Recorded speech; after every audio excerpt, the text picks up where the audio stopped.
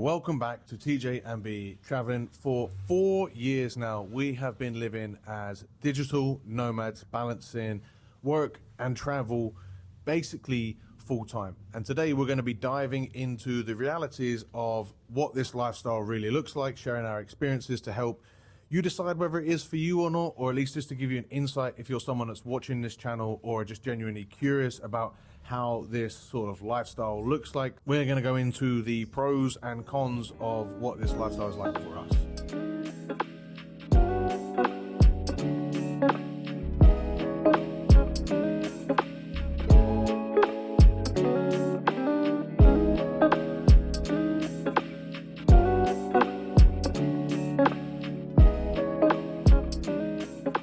So we have a list of like 5 pros and 5 cons, but we want to emphasize first that this perspective is our perspective.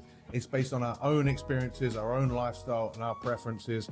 So everyone is going to be unique, everyone is going to do things differently, but this is how it works out for us. It's also worth noting that we don't travel like backpackers, so our experience may be different from yours, and we don't also trying to save as much money as we can.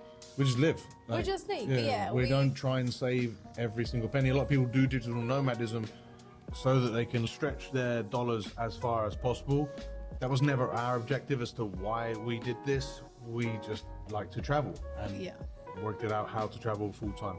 We also do this as a couple, so we're always traveling together. One of the biggest complaints I always see about being a digital nomad is the sort of loneliness when you're traveling by yourself, and we don't really have this problem because we're always together, we do everything together. If anything, we have the opposite problem.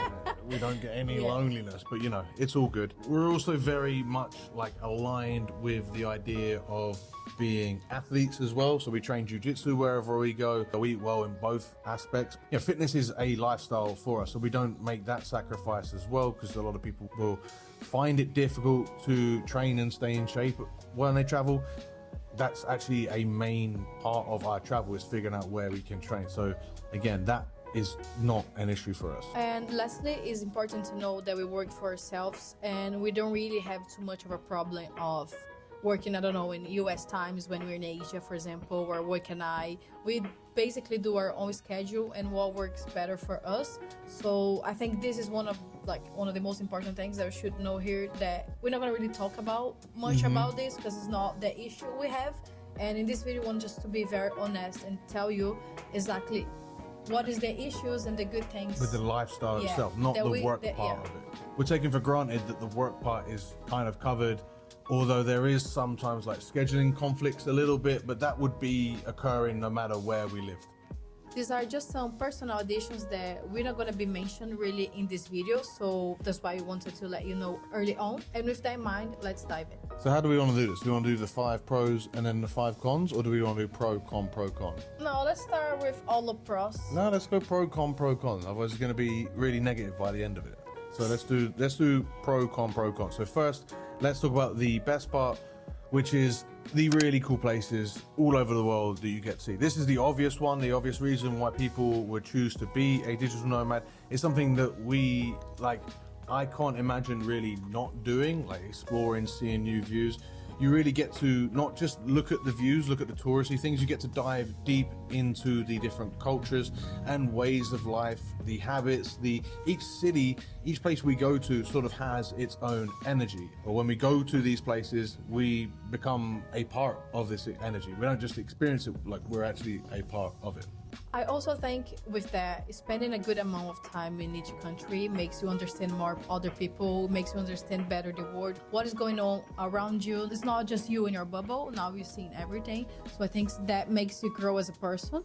And I think that it's great. For me, it's one of the biggest reasons why I'm traveling. It's the biggest, I think. It's got to be like constantly new perspectives that we get on life. And I've always known as a kid that was the saying, travel broadens the mind, and I do absolutely, having traveled for these 4 years, absolutely agree with that. Yeah, we don't want to really be very philosophical here, but this is something that for us is very important and is so true. And as you start traveling, you will see that too. And with each place we go to, we get something new and different thrown at us, and it makes our worldview a little bit more interesting. There's always some experience or some way of life or some part of the culture that makes us look at life a little bit differently. So you're almost constantly learning and evolving. Plus, constantly being in different spots will make you become more adaptable, culturally aware, and really appreciate how diverse the world really is. Yeah, appreciate how diverse it is, but also at the same time, how similar it all is. Like everyone is going about their lives with their own problems, just trying to do right. And it's cool to see the different ways and people trying to achieve that, but all having sort of similar-ish goals. You know what I mean? Yeah. So yeah, travel is a really cool pro to being a digital nomad. So the first con, you want to go for it? Yeah, I think I'm gonna go for it because it's something that I deal more than TJ. And I think visa and immigration are very complex and can be very stressful because each country has your own visa requirement and each time they are changing. So you looked at a week ago and you have to check again because things change so quickly. So I often think this is very stressful. I don't think it's something fun. I think this is the worst part of actually organizing a travel is like really being aware of each detail of each visa requirements, and if I can stay for a month, when I have to extend, if I don't have to extend, where I can go, stay. Honestly, I think this is the most stressful part. At the time of recording, digital nomadism is still somewhat of a gray area in a lot of the places that we visit, if not all of the places we visit. Like, you're technically a visitor and you're technically earning in a different country, but you're also working in that country just online. And countries haven't really figured out how to sort of square this circle. There are digital nomad visas available and things like that, but for us, because we still work for a business that I have registered in another country, it's not really an issue. So it's just that gray area. I guess it is a negative in that, like, it's a bit of like a mental burden. Yeah. But at the same time, because of the freedom it gives you, if you are really unhappy with your own tax situation, there are definitely ways to sort of take advantage of that whilst being as ethical as possible in doing so. So you see that? Turn a con into a pro. Now onto the actual pro, I guess. We'll lean into that. So flexibility and freedom, the ability to set your own working schedule, the ability to set your own schedule in general, and then reset it wherever you go is really liberating. The fact that you're not held down by anything at all. Flexibility really allow you to live it how you want. Some people are more productive, for example, during the morning, and some people are more productive during the night.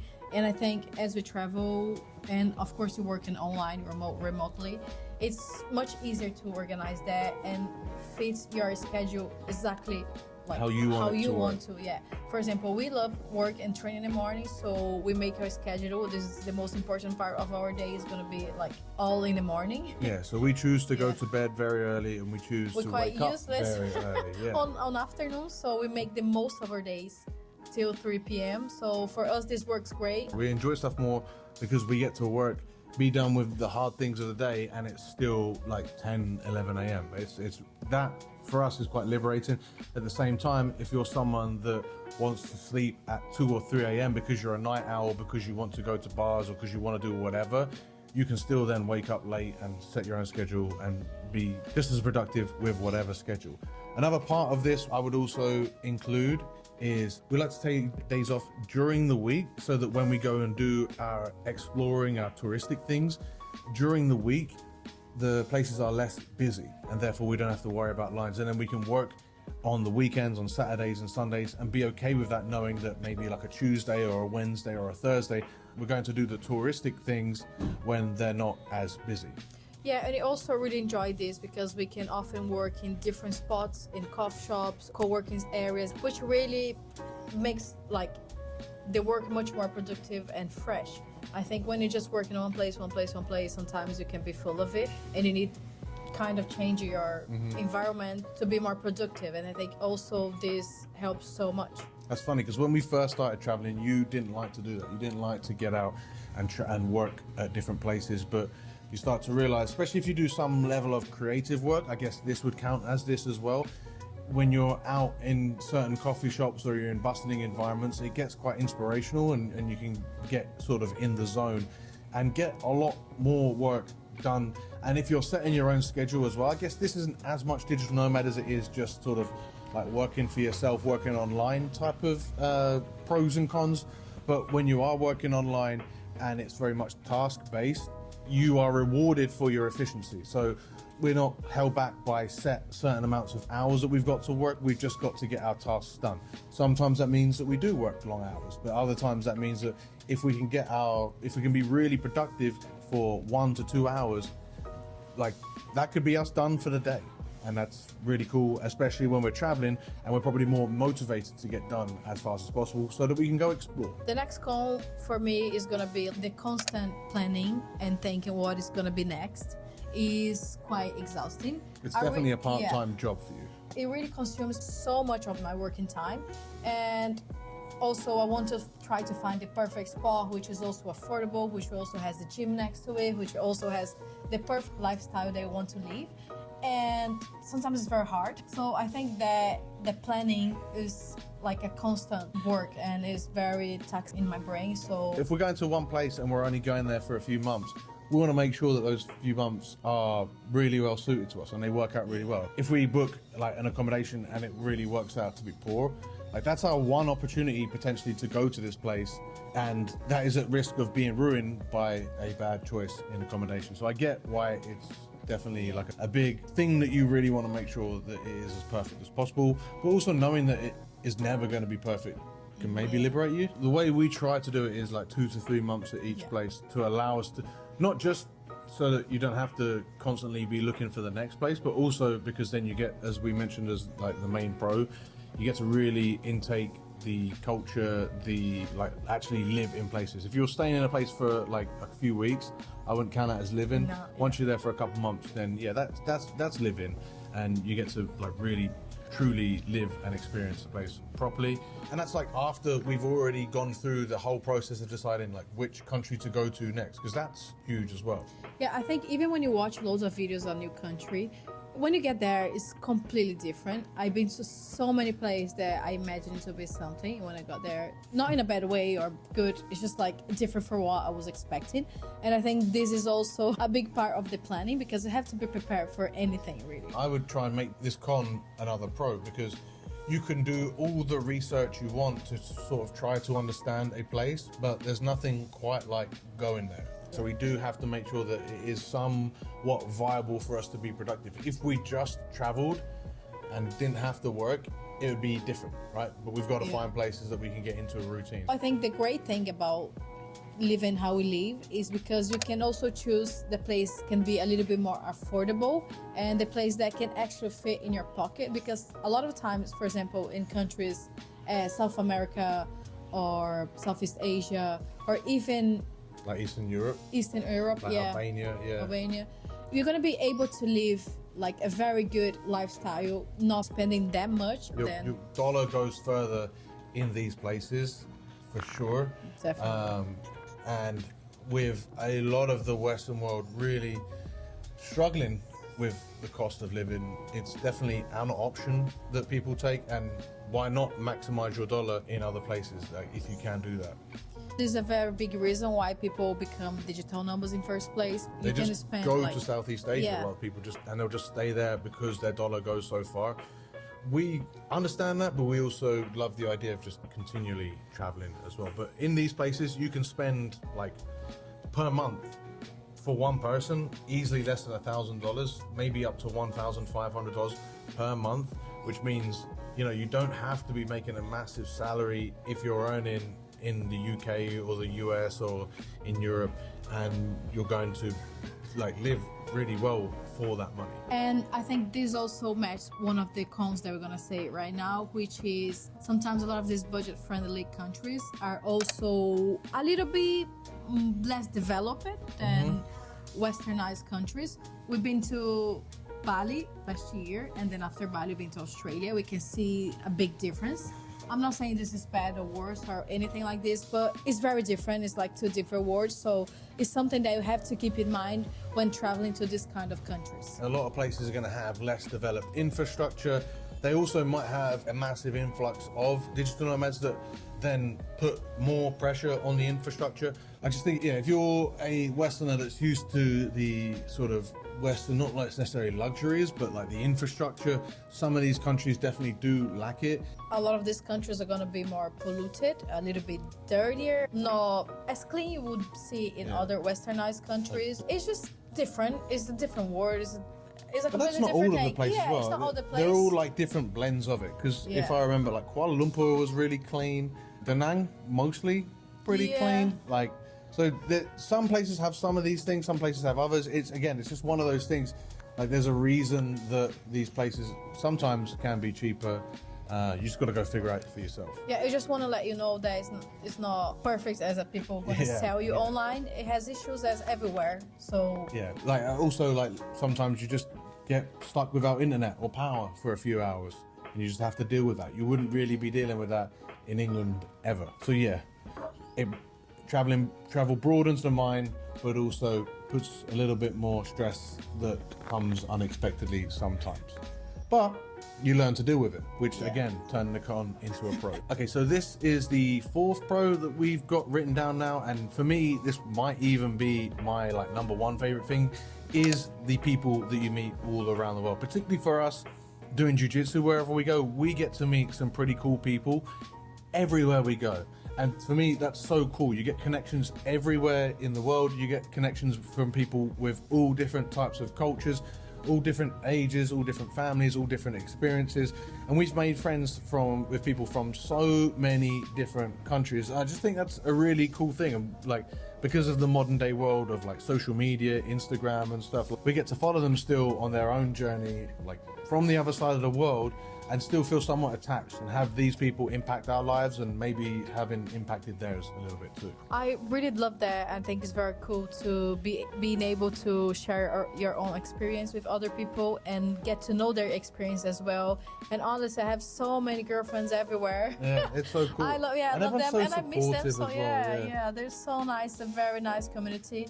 So really, I think this is great. I love it. There's not too much to expand upon this, but it is such a huge, amazing benefit of travel. And for us, the biggest reason why we meet people is because we are in this BJJ community. Mm-hmm. If I wasn't doing BJJ, I don't think I would meet not even a fraction. No, not even a fraction of the amount of people. We get to interact with most days, a few times a week at the very least. A lot of times we see the same people every single day. It's just so nice. And that allows you to get like a real strong bond. You become friends real quick. Like, it's very different to people that you might see in a bar once or twice, or very different to people that you might see in a co-working space where you're there actually to work. Like, when you're in a BJJ gym, you're part of a community straight away, and you're learning and you're growing and you're rolling and literally sweating with each other. So you form a real good bond, and then that bond then carries out or carries across to other parts of life, and you get to make friends wherever you go. Really good friends. The more we talk about this, the more this is the best part. So here's the tip: lifestyle. if you want to meet new people, do jiu-jitsu. Do jiu-jitsu. Everybody Maybe loves Muay Thai. I've heard good things about Muay Thai. I'm not sure about it. I'm not sure about lifting weights, like as far as meeting friends go. But jiu-jitsu, you have to like become friends with people. Go do jiu-jitsu. Actually, that also means that we've planned this really well, because that's going to be the con of this as well. That 4th con is, as much as it is so amazing to meet all these people, you've got to say goodbye. You've got to say goodbye after getting to know them, becoming really good friends. You become attached, and then you've got to say goodbye. And it's not just a goodbye like, see you later. Like, you'll see them on Instagram later, but there is a very real reality that you might never, ever see these people again. Yeah, this is. I don't actually even want to accept that. Yeah, it's hard because, for example, the first place we traveled was to Dominican Republic, and when we left, it's like we were very sad. It's like, no, we're definitely gonna go back. We are gonna go back. We are gonna go back, but 4 years later, we didn't have the opportunity to go back yet, and we really miss our friends there. Yeah. So this is honestly, it's very sad to have to say goodbye. But then on the flip side, it's one of those things where it's emotionally taxing on both ways as well, because you could easily become hesitant to make friends with people knowing that you're eventually just going to say goodbye to them anyways. But then because of jiu-jitsu, we kind of have no choice but to Yeah. make friends with people. It always ends up working out, and then it always ends up being sad. And it's never, ever easy. Like with longer stays or shorter stays, because with the shorter stage, you're like, oh, I wish I got to know this person more. And then with the longer stage, you're like, oh, I know this person really well now. And it's a shame that I don't know if I'm ever going to see him We again. had a friend in Phuket, and she said, I get very like aware when I'm gonna make new friends, because every time someone come, they leave. Oh, yeah. Uh-huh. She likes it, she loves it, but she's just worried about liking too much because people are gonna leave and she's gonna be there. Yeah. So I got, this is hard in both ways. It's Again, not just maybe for there's a us that level- live in, sorry. it's for also the people that stay. So I was going to say there's also maybe like another level of complexity with this social interactions as well, from like guarding yourself to embracing people to also being aware that people do want to know about your lifestyle. They are interested, but because you keep telling your story, it feels repetitive and it feels boring, and it feels like maybe you don't want to tell these people. It's not that. It's just a lot of people that we meet that like live in places and don't travel much. They are just genuinely really curious about our lifestyle. We don't want to be closed off from telling them, but also at the same time, we don't want to be like bragging about our lifestyle and telling them, hey, we've got a YouTube channel. Come Come like, follow watch us. our life. You know, like it's just Go a funny follow me, balance to make. otherwise. And I guess there is an emotional toll that is different to the freedom that you might have with your friendships if you just lived in a place and just had like a quote unquote normal life. Finally, this is gonna be our last pro. I think the life skills you gain when you travel, it's invaluable. You just go across so many situations and you're so exposed to so many things that you just have to solve things because you're there by yourself. And I think that's so cool. Well, it's not even that you have to solve like these huge issues. It's just that you realize that what you thought were huge issues back home or in a different life aren't really that huge. Like none of the issues that you solve are huge. Everything gets solved. Like you're able to make it without cell phone signal in a place that's 2 hours completely remote from anywhere else. Or you're able to ask someone that doesn't speak any language in common with you and has no way of knowing what you're trying to say to find the bus stop. You know what I mean? Like, Yeah. And wherever you go, you're gonna be all right. Yeah, I think this just makes you more resilient and just see how things can be easy. Like things are not as hard as we think. That's it, yeah. You don't get stronger by solving like these really hard issues.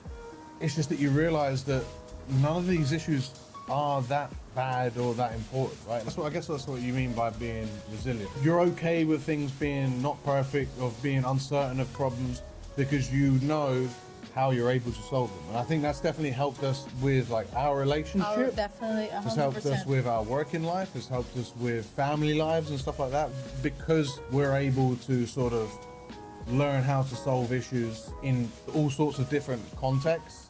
Yeah. Final is that like we're not just traveling.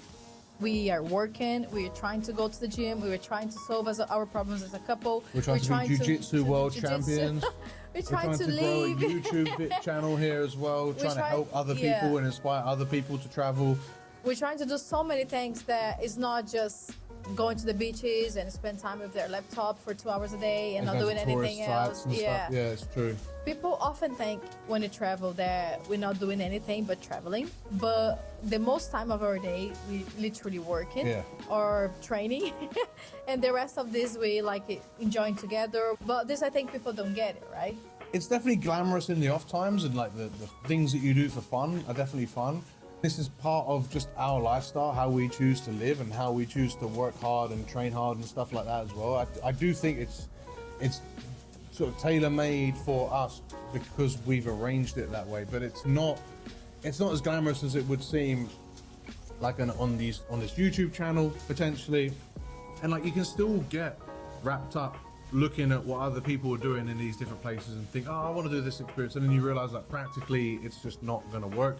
Like we follow quite a number of travel YouTubers now, and we hope to get there one day. But you know, a lot of these people that just travel full time and do YouTube full time, yes, they still have to work. They have to edit their videos and do all of that. But we're doing that in our free time as well, on top of like a regular-ish job. So we're still traveling. We're still Going to new environments, new place, Yeah, and and trying to enjoying them. adapt to everything. Yeah. I think it's also hard because people don't see it. like you constantly get to sort of have Yeah, a I think it's different good. season to our year where we're working differently or we're training differently or our schedule adapts, and it keeps things fresh. And as someone that like is mega ADD, this works really well for me. I think it's good, but it's also challenging. This is what I want to tell Yeah. people. That it's Well, not for like me, the challenge it's is that not it's just perfect. work. Like there Yeah. are lots of work. That's definitely not perfect, and it's not the challenge of constantly changing it. It's just a challenge of work.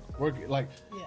and I think constantly changing it, in fact, makes it easier. Like it would be much harder for me to do this lifestyle without the traveling. Like if I was just to do work from home and then still go to the gym, still do my jiu-jitsu, and then just stay in one place and experience that same place. Like for me, that would be more challenging. That would still get boring, but that doesn't take away from the fact that sitting down, working 4 to 8 hours most days, working Saturdays and Sundays because you've gone and done touristy things on a Tuesday and a Wednesday, it is still a challenge. It's not the most glamorous thing. It's not traveling forever and constantly living on the beach. It's definitely still a working lifestyle. Yeah, and for us at the moment, we're trying to work. We're trying to film as we're traveling because if you don't know, right now we're traveling Brazil. Videos are gonna come soon. Yeah. For us, is it challenging? But it works. Yeah. So and we wouldn't just change it Yeah. for anything. Like we Yeah. enjoy doing this lifestyle. That's why we're making this video, and that's probably why subconsciously I've turned all of these cons into pros, is because I think this lifestyle is amazing, and I would advocate, if you're thinking about it, please let us know in the comments. We would love to help you, and we hope this channel inspires some people to travel more. We've got some comments from some other videos from people saying that it's helped them decide that they're going to travel to a certain place. That's amazing for us, and that's why we're doing this channel in the first place, because we do think, in spite of the 5 cons, this is a lifestyle that is truly unique and absolutely worth the hardships that you will inevitably go through, but you're going to go through hardships no matter what your lifestyle is anyway. So if you really enjoyed this video, or if you made it to the end, please hit the like button and subscribe to our channel, because help us so much. Let us know what you want to see in the comments below, or if this video swayed you in any way, or if you have any feedback or extra tips or pros or cons to give if you are yourself a digital nomad. Thanks so much for watching, and see you in the next one.